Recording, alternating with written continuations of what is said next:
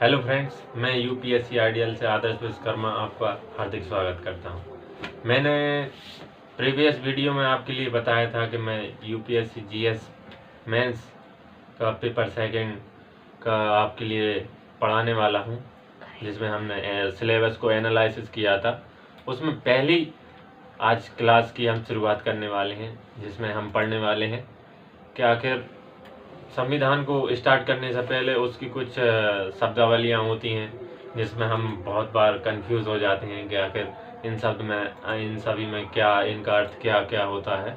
उनको हम पहले जान लेते हैं। ठीक है, चलिए पहली शब्दावली है कि आखिर संविधान क्या है।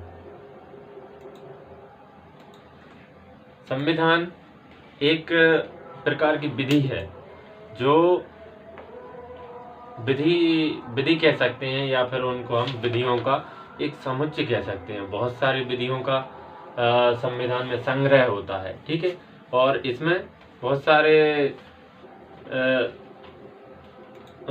इनका संगठन तो होता है, समुच्चय विधियों का, और इसमें लिखा है राज्य संगठन, और ये सभी इससे क्या होते हैं, नियमित और निगमित होते रहते हैं। जैसे कोई सा लॉ बनाते हैं ना, तो उसके खिलाफ कोई जा नहीं सकता। ऐसा ही संविधान है, संविधान भी एक लॉ है, इसके खिलाफ कोई जा नहीं सकता। और संविधान की रक्षा कौन करती है? न्यायपालिका। ठीक है, तो आगे संविधान लिखित भी हो सकता है, अलिखित भी हो सकता है, और इसके कार्य का निर्धारण करता है कि आखिर हमको क्या करना है। लॉ, जब भी हम लॉ बनाते हैं तो लॉ में ये लिखा जाता है ये कहाँ पर लागू होगा, किस क्षेत्र में लागू होगा, क्या क्या होगा, क्या नहीं होगा। तो ऐसा ही संविधान भी एक विधि होने के कारण ये निर्धारित करता है कि कौन क्या कार्य करेगा, कौन क्या कार्य नहीं करेगा, किसकी कितनी शक्ति होगी, और ऐसे ही संघ क्या काम करेगा, राज्य क्या काम करेंगे, आदि बहुत सारी बातें संविधान में निर्धारित होती हैं। ये लिखित में भी हो सकता है और अलिखित। लिखित की बात करें तो ये अमेरिका में है। अलिखित की बात करें, जैसे जो लिखा नहीं हुआ है वो ब्रिटेन का है। वो एक अपवाद स्वरूप है, क्योंकि ऐसा कभी संभव हो नहीं पाता कि अलिखित संविधान हो। ठीक है, लेकिन हम हमेशा उसको कहेंगे कि उसका संविधान जो है वो लिखित नहीं है। ठीक है, तो अगली शब्दावलियां है अगली शब्दावली कि भारतीय संविधान।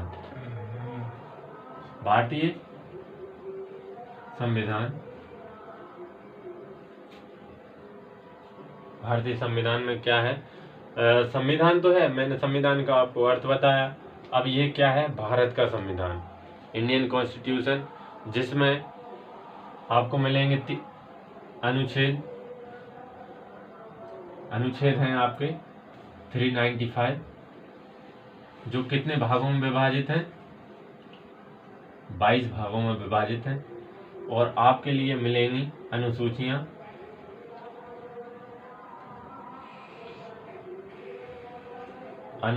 हैं आपकी 12, जो पहले थी आपकी 8। संविधान जब निर्माण हुआ था 1949 में, तो उस समय 8 हुआ करती थी, लेकिन समय के अनुसार ये बढ़कर 12 हो गई है। ठीक है, ऐसे ही भारतीय संविधान भारत की भूभाग पर एक सर्वोच्च विधि का काम करता है। इससे बड़ी भारत के भूभाग में और भारत की कोई सभी क्षेत्र में इससे बड़ी विधि नहीं है। इसके ये सर्वोच्च विधि मानी जाती है। और इसमें भारतीय संविधान में सरकार की समस्त शक्तियों का उल्लेख है। इतनी तो नहीं है, लेकिन उसके अलावा जो शक्तियां प्रदान करता है वो भारतीय संविधान ही है। ठीक है, चलिए अगली शब्दावली है आपकी कि आखिर संवैधानिक क्या है, पूर्व संवैधानिक क्या है, और संवैधानेतर क्या चीज है। चलिए हम इसको सीखते हैं। तो मैंने आपको बताया जैसे कि आखिर संवैधानिक क्या है, पूर्व संवैधानिक क्या है, और संवैधानेतर क्या है। चलिए उसको सीखते हैं।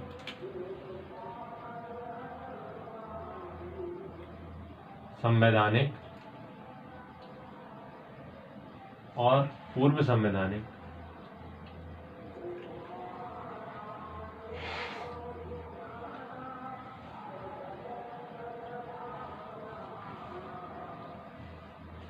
और ये क्या है, संवैधानिक।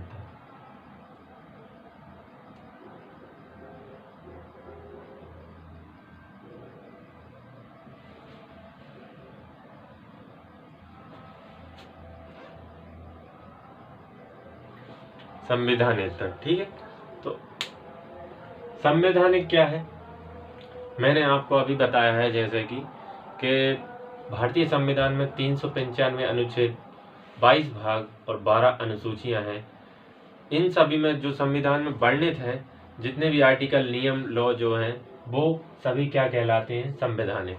अर्थात हम इसका अर्थ लगा सकते हैं जो संविधान में वर्णित है।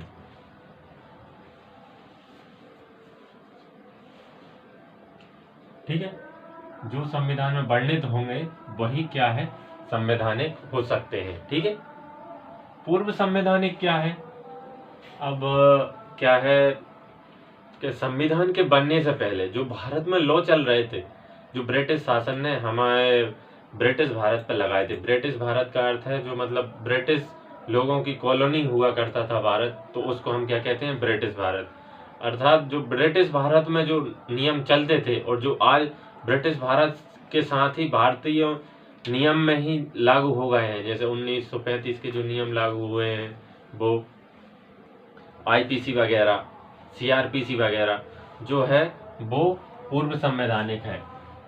अर्थात इसमें हम लिख सकते हैं पूर्व संवैधानिक क्या, जो संविधान के पहले से, संविधान निर्माण होने से पहले जो नियम लागू हो रहे थे, मतलब जैसे आईपीसी की बात करूं मैं, सीआरपीसी की, तो ये नियम ऐसे हैं जो ब्रिटिश भारत में भी लागू होते थे और ये नियम हमारे आज भी लागू होते हैं। ठीक है, अब संविधानेतर की बात करें तो ये वो नियम होते हैं जो संविधान में वर्णित ना हो। ठीक है, कौन से नियम, जो संविधान में वर्णित ना हो, संविधान में ना हो। ठीक है, जो नियम, लॉ संविधान में नहीं होगा वो संविधानेतर, जो संविधान में होगा वो संवैधानिक, और जो संविधान में पहले से वर्णित है और जो अभी भी चलती आ रही हैं उनको हम क्या कहेंगे, पूर्व संवैधानिक। ठीक है, संविधानेतर की अगर बात करें तो संविधानेतर एक तो विधायिका द्वारा बनाए जाते हैं, ऊपर से एक कार्यपालिका द्वारा बनाए जाते हैं जो संविधान में वर्णित नहीं है। ठीक है, विधायिका अर्थात संसद द्वारा जो बनाए गए विधियां हैं उनको हम सांविधिक कहते हैं, और सांविधिक में अर्थात स्टैट्यूटरी बॉडी, सांविधिक निकाय वो बनाए जाते हैं क्योंकि द्रुत गति से परंपरागत जो विभागीय ढांचा है उससे हटकर कुछ काम किया जा सके, उसके लिए हम सांविधिक निकाय को बनाते हैं। ठीक है, सांविधिक निकाय में आपका मानवाधिकार आयोग, अल्पसंख्यक आयोग और बाकी के 2-3 और भी अदर हैं वो आ जाते हैं। आपका अगला है कि कार्यपालिका द्वारा, कार्यपालिका अर्थात मंत्रिमंडल द्वारा जो उनके आदेश से डायरेक्ट बनाए जाते हैं नीति निर्माण के लिए या फिर कुछ कार्य करने के लिए। ठीक है, तो उनके कार्यकारी आदेश से उसका एक एग्जाम्पल है नीति आयोग। नीति आयोग एक ऐसा एग्जाम्पल है जो कार्यपालिका द्वारा बनाया गया है कार्यकारी आदेश से। ठीक है, नीति निर्माण के लिए। आपकी अगली शब्दावली है, आपकी अगली बेसिक शब्दावली है संविधानवाद। आखिर संविधानवाद क्या है, आइए जानते हैं। संविधानवाद में क्या होता है, संविधान ही सर्वोच्च होता है। वो संविधान एक ऐसी विधि है जो जिस देश का संविधान है वो उस भूभाग पर सर्वश्रेष्ठ विधि मानी जाती है। कुछ कुछ देशों में ऐसा नहीं है। आइए जानते हैं आखिर संविधानवाद है क्या। ठीक है, संविधानवाद में पहली बात होती है कि आखिर संविधान ही सर्वोच्च होता है। क्या होता है, संविधान संविधान की स्थिति क्या होती है, सर्वोच्च होती है।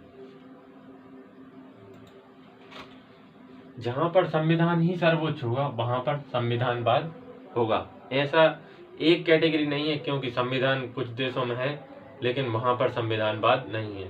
ठीक है, तो आखिर देखते हैं अगली उसकी कंडीशन क्या है जहां पर संविधान सर्वोच्च। अगली देखें तो इसमें है विधि का शासन। विधि का शासन का अर्थ है कि राजशाही शासन नहीं होगा, विधि द्वारा शासन होगा। अर्थात जो जनता द्वारा चुनी गई सरकार है, जिसने लॉ बना दिया है जनता के हित में, और वो लॉ अच्छा है, तो उसी लॉ के अनुसार शासन होगा। किसी राजा के मनमाने तौर तरीके से राज नहीं होगा। ठीक है, विधि का शासन यही होता है। अगली कंडीशन जो है उसमें है नागरिकों की स्वतंत्रता।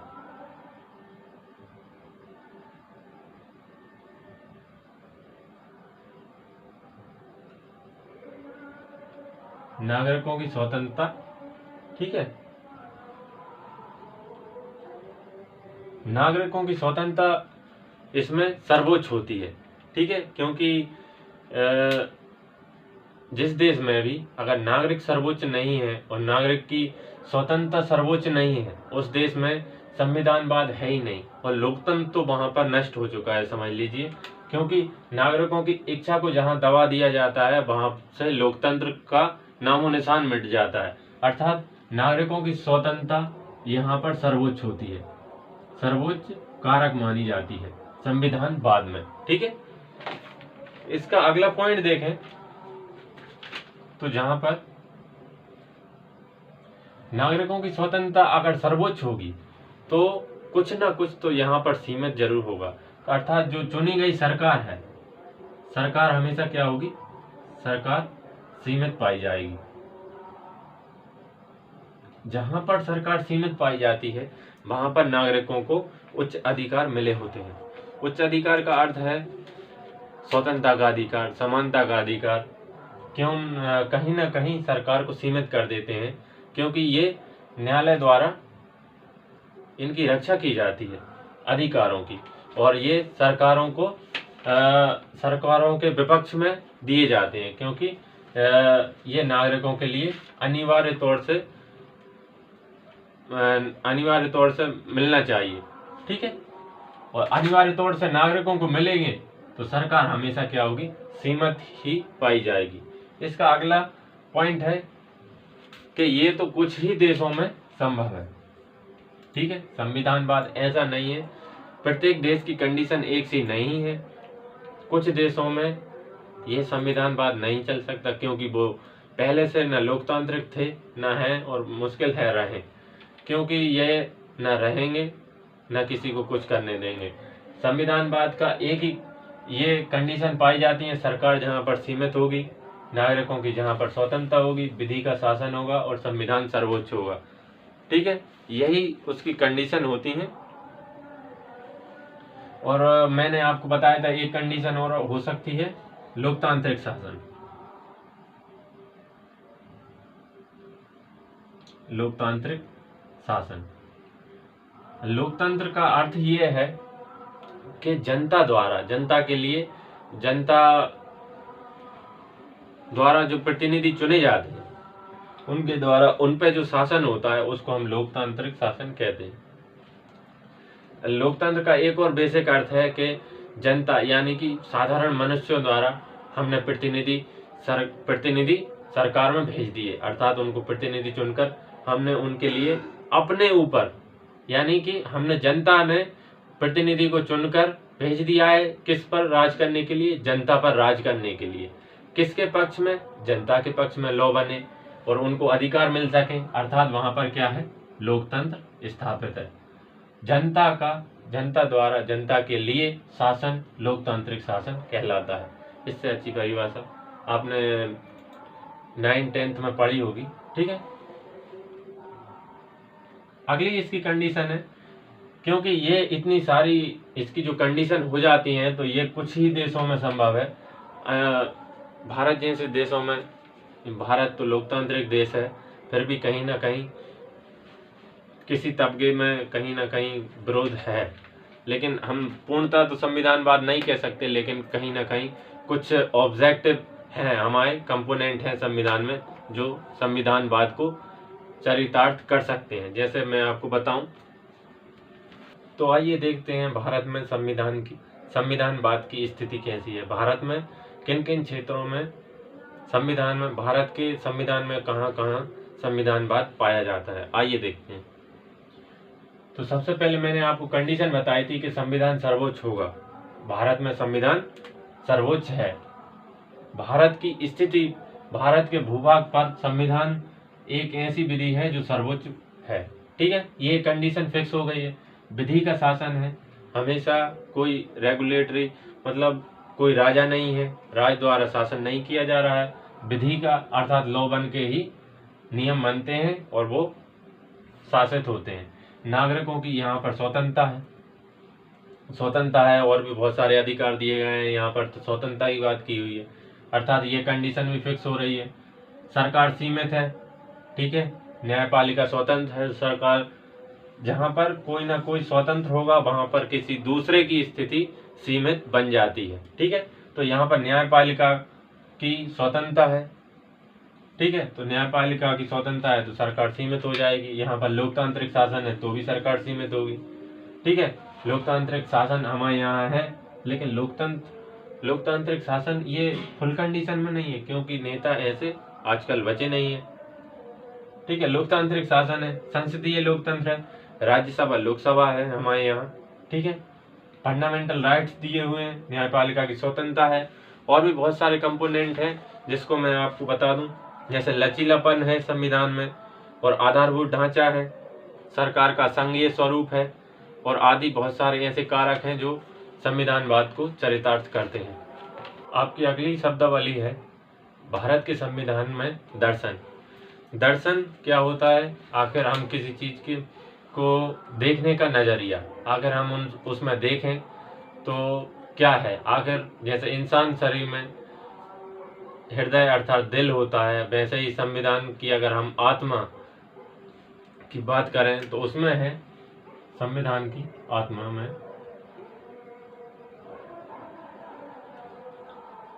दर्शन अर्थात आत्मा। ये आपको मिलेगा वहां की संविधान में। हमारे प्रस्तावना है, आपकी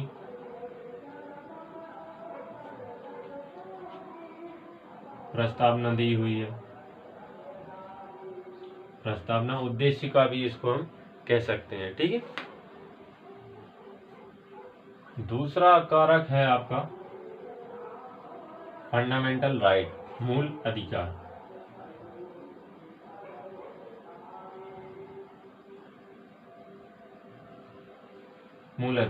तीसरा है राज्यों के नीति निर्देशक सिद्धांत, डीपीएसपी। और भी कुछ ऐसे हैं जिनको हम आत्मा कह सकते हैं। आत्मा का अर्थ ये है कि आखिर हम किसी चीज को देखने के लिए जाते हैं तो वहाँ हम देखते हैं कि आखिर इसमें मेन पोर्शन क्या है, जिससे हम अगर देख सकें तो इसमें सारा सार समा के आ जाए। उसमें हम देख सकते हैं हमारे संविधान निर्माताओं ने जो दर्शन है, आखिर हम चाहते क्या है, कैसा भारत का निर्माण करना चाहते हैं, उसकी व्याख्या जो है वो प्रस्तावना में मिलती है, हमको मूल अधिकार में मिलती है और डीपीएसपी में मिलती है। उसमें लिखा है धर्मनिरपेक्ष, पंथ निरपेक्ष और समाजवादी, राजनीतिक न्याय और वो आदि सब, स्वतंत्रता, समानता और बाकी के जो अधिकार हैं, छुआछूत से सभी दूर रहें, पर्यावरण की रक्षा करें, और बाकी के जो डीपीएसपी दिए हुए हैं, ये संविधान के दर्शन कहे जाते हैं। अगली आपकी शब्दावली है विधि का शासन। विधि का शासन मैंने आपको बता दिया है, अर्थात विधि यानी लॉ द्वारा ही शासन होगा, किसी राजतंत्र का शासन नहीं होगा। तो आप ये भी नोट कर लें, विधि का शासन।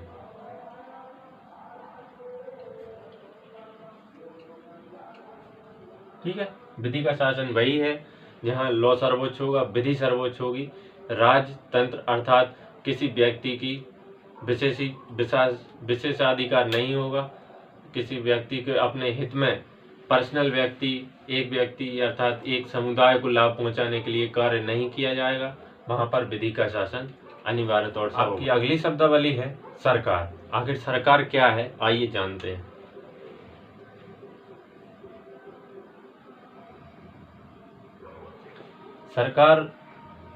सरकार को हम देख सकते हैं, क्योंकि ये कुछ हमारे द्वारा नेता चुने जाते हैं, वही सरकार बनाते हैं। सरकार एक व्यवहारिक स्वरूप है, दिखने वाला मूर्त स्वरूप है। ठीक है, इस सरकार को विशेष भूभाग पर, पहला पॉइंट आप लिख लें, मूर्त स्वरूप। ठीक है, एक मूर्त दिखने वाला है। ठीक है, दूसरा आप लिख सकते हैं कि इसे विशेष भूभाग पर, इसे विशेष भूभाग पर का अधिकार होता है, का अधिकार।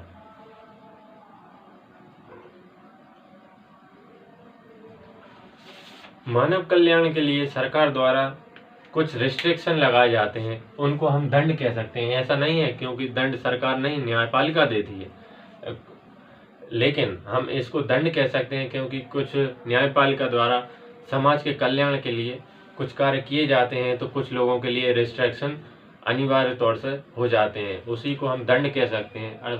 और कुछ समय के अनुसार दंड भी हो भी सकते हैं, कुछ नहीं भी हो सकते।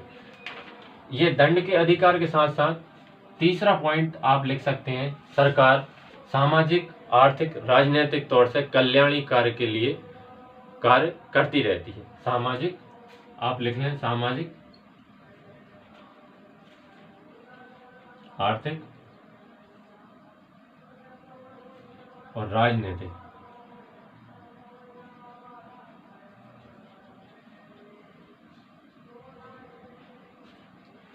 कार्य करती है। ये सभी कल्याणकारी राज्य के अंतर्गत आते हैं। कल्याणकारी राज्य वो राज्य होता है जिसमें समाज को आगे बढ़ने की प्रेरणा दी जाती है, आगे बढ़ने वाले ऐसे नियम बनाए जाते हैं जिससे समाज उन कुरीतियों से बाहर निकल सके जो हम पहले छोड़ चुके हैं, उनको वापस ना अपना ले। इसलिए सरकार का यही रूप नहीं, सरकार गरीबी भी मिटाती है, भूख, अकाल जैसे उनको कुछ अनुदान दे देती है सरकार, कुछ गरीब व्यक्तियों को योजनाएं बनाती है। तो इससे हम कह सकते हैं कि सरकार का एक कल्याणकारी स्वरूप दिखाई देता है। ठीक है, कल्याणकारी स्वरूप देख सकते हैं। ठीक है, तो यही सरकार है। सरकार का आगे जानेंगे हम, सरकार के कितने रूप होते हैं, सरकार आखिर काम कैसे करती है। ठीक है, सरकार के 3 अंग होते हैं, आइए जानते हैं सरकार के कौन से 3 अंग होते हैं।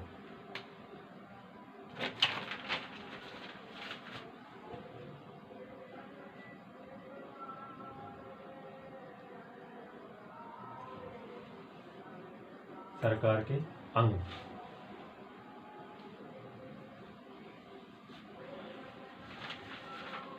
पहला अंग है आपका विधायिका। विधायिका। दूसरा अंग है विधायिका, कार्यपालिका।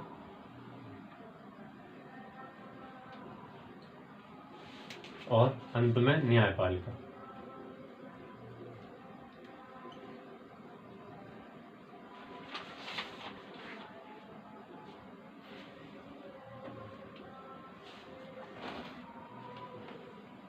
ठीक है, 3 सरकार को चलाने वाले ये तीनों लोग होते हैं। विधायिका, जहाँ पर सांसद लोग जाते हैं, वो अपने विधि बनाते हैं, जनता के कुछ मांगे रखते हैं, वहाँ पर विधि बन जाती है। कार्यपालिका द्वारा उन नीतियों को, जो विधि बनी है, विधियों के तौर पर उनकी नीति बनाई जाती है और उनका पालन किया जाता है। ठीक है, अगर इन कार्यपालिका और विधायिका द्वारा जो कुछ गलतियां हो गई हैं या फिर व्यक्तियों पर अन्याय हुआ है उनको चेक करने का और उन्हें दंड देने का और व्यक्तियों पर भी दंड देने का अधिकार किसको प्राप्त है? न्यायपालिका को। अर्थात सरकार को चलाने वाले ये तीनों कंपोनेंट पाए होते हैं। ठीक है, आइए जानते हैं सरकार के इन 3 अंगों में विधायिका का क्या रोल है। विधायिका अर्थात हम संघ सरकार में देखें अर्थात केंद्र सरकार में देखें तो हम पाते हैं लोकसभा। ठीक है, लोकसभा होती है और राज्यसभा होती है। दोनों को मिलकर लोकसभा प्लस राज्यसभा दोनों में अगर कोई अधिनियम पास हो जाता है और राष्ट्रपति के जैसे साइन हो जाते हैं तो वो विधि लॉ बन जाती है। ठीक है, और अगर राज्यों की बात करें, राज्यों में क्या होता है?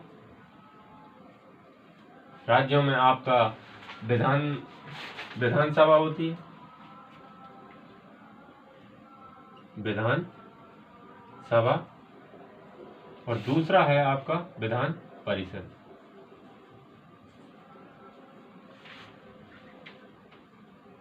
विधान परिषद, ठीक है, ये दोनों मिल जाते हैं और गवर्नर जी के साइन हो जाते हैं तो राज्यों में विधि बन जाती है। ठीक है, ये केंद्र में विधि बनाने के लिए, ये राज्यों में विधि बनाने के लिए। ठीक है, तो ये विधायिका का ये रोल है और ये काम क्या करते हैं?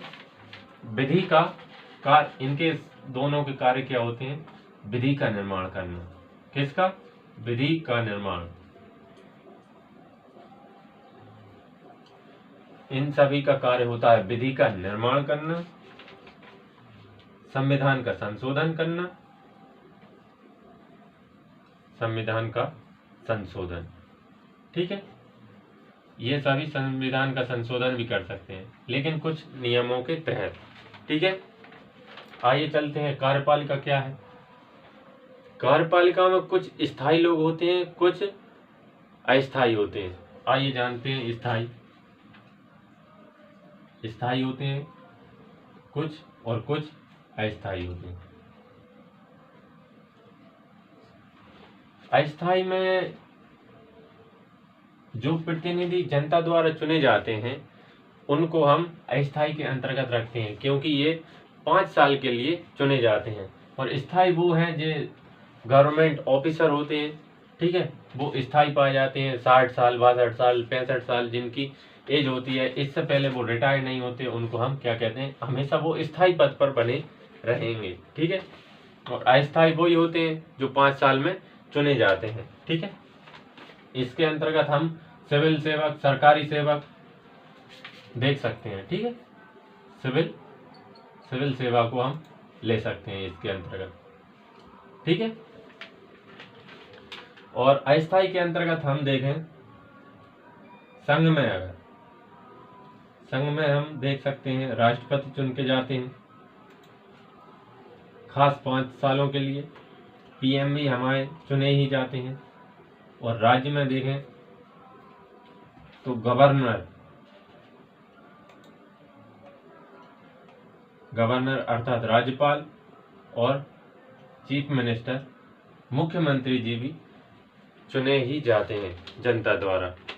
और इनका कार्य क्या है?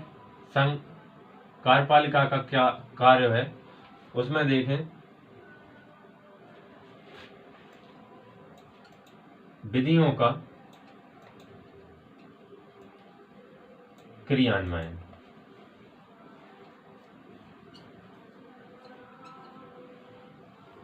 विधियों का क्रियान्वयन अर्थात विधायिका द्वारा जो विधि बनी है वो कार्यपालिका द्वारा कार्यान्वित अर्थात उसका अनुपालन किया जाता है, उसको लागू किया जाता है।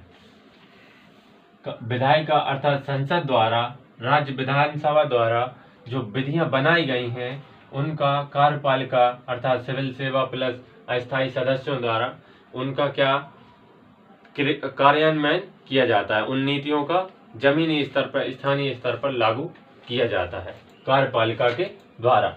और न्यायपालिका का देखें तो सबसे सुप्रीम है सुप्रीम कोर्ट, उससे नीचे है हाई कोर्ट, उससे भी नीचे है अधीनस्थ न्यायालय। ठीक है। ये सभी क्या है, दंड देने के अधिकारी हैं। सॉरी, इनको दंड नहीं, ये दंड देने के लिए बने हैं। ठीक है। अगर इन सभी से कुछ गलतियां हो जाती हैं, कुछ नियम बनने में गलती होती हैं, जनता द्वारा कुछ गलतियां हो जाती हैं व्यक्तियों द्वारा, तो उनको सजा देने के लिए ये व्यक्ति होते हैं। ठीक है। ये फंडामेंटल की रक्षा करते हैं, फंडामेंटल राइट की रक्षा करते हैं, विवादों का समाधान करेंगे। अगर मान लीजिए कार्यपालिका और विधायिका में कुछ डिस्प्यूट हो गया तो उसके विवादों का समाधान कौन करेगा, न्यायपालिका समाधान करेगी। ठीक है। और संविधान की समय समय पर व्याख्या, संविधान की क्या होगी, व्याख्या। ठीक है। संविधान की समय समय पर व्याख्या करने के लिए न्यायालय को सृजित किया गया है। ठीक है। आपकी अगली शब्दावली है राज्य व्यवस्था। राज्य व्यवस्था अर्थात पॉलिटी। पॉलिटी को आइए देखते हैं क्या है। पॉलिटी में सबसे पहली बात है, ये क्या है, एक जीवंत और गतिशील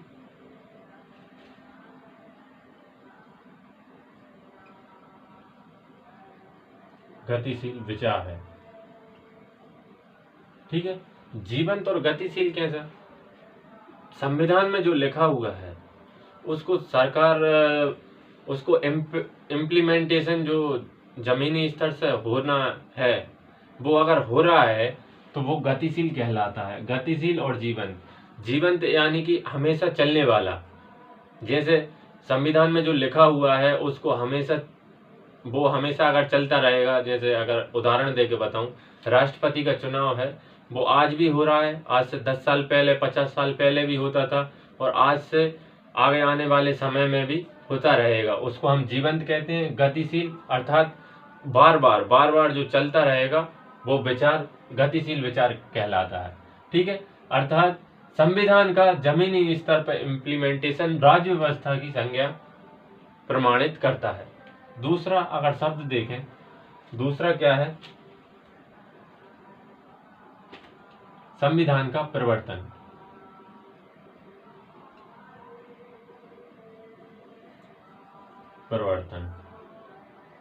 ठीक है। जमीनी स्तर पर मैंने अभी आपको बताया संविधान का क्या होता है, जमीनी स्तर पर परिवर्तन होता है, और ये सामाजिक आर्थिक प्रभावों का इसमें अध्ययन किया जाता है। ठीक है। क्या, सामाजिक आर्थिक प्रभावों का अध्ययन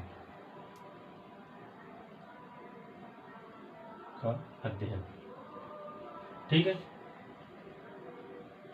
और ये क्या है, मैंने आपको जैसे बताया संविधान का व्यावहारिक रूप। संविधान का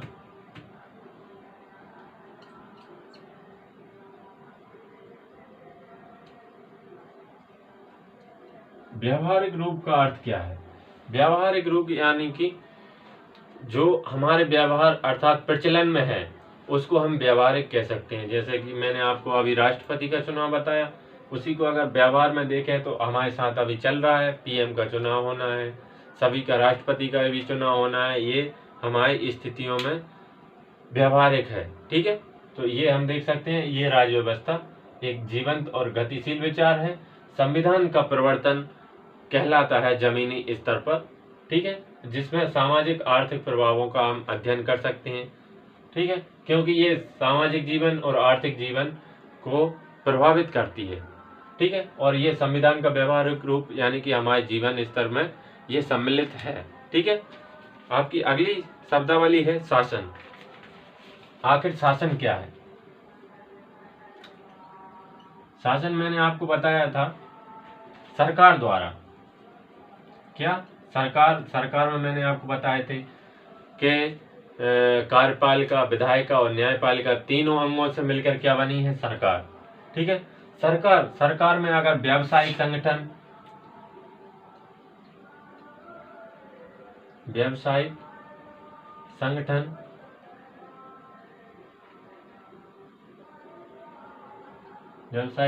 प्लस नागरिक समाज,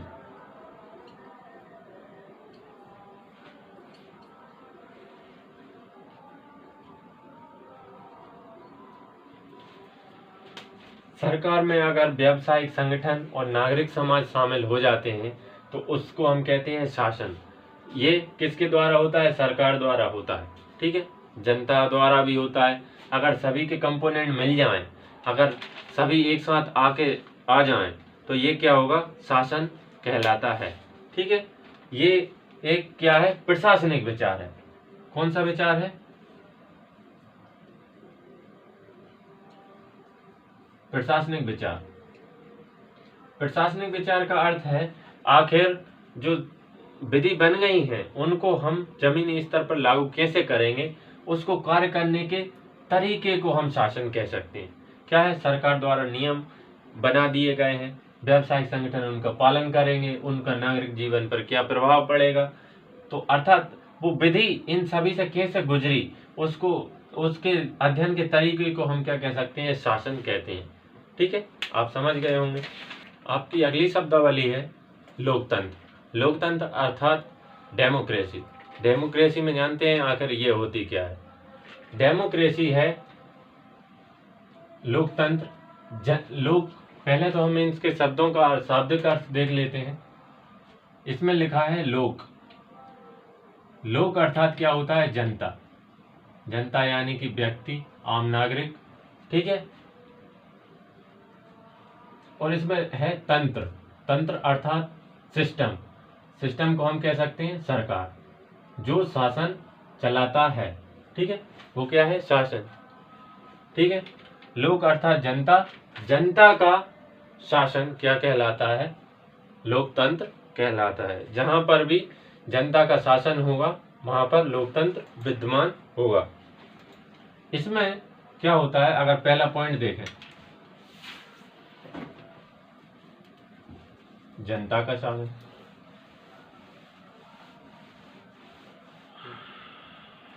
मैंने आपको अभी बताया कि जनता का शासन होगा ही। दूसरा पॉइंट है कि प्रत्येक व्यक्ति की गरिमा का सम्मान, मतलब सभी व्यक्ति बराबर होंगे, किसी व्यक्ति को निचले लेवल का नहीं समझा जाएगा, सभी एक समान होंगे, ठीक है। प्रत्येक व्यक्ति की गरिमा का सम्मान।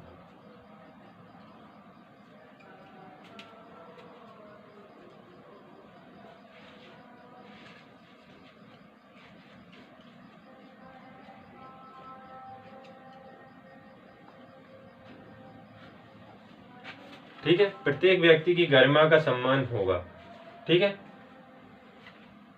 आगे है कि इसकी अगर मैं थोड़ी सी और बेसिक परिभाषा बता दूं तो आपने 9th या 10th में पढ़ी होगी कि जनता द्वारा जनता के लिए शासन लोकतंत्र कहलाता है। मैंने आपको अभी थोड़ी देर पहले बताई है कि आखिर जनता अर्थात व्यक्ति द्वारा, खुद की द्वारा चुनी गई सरकार खुद पर शासन करने के लिए, उसको हम क्या कहते हैं? लोकतंत्र कहते हैं, ठीक है।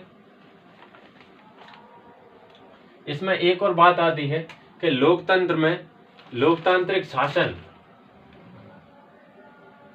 जो मैंने आप अभी बताया, लोकतांत्रिक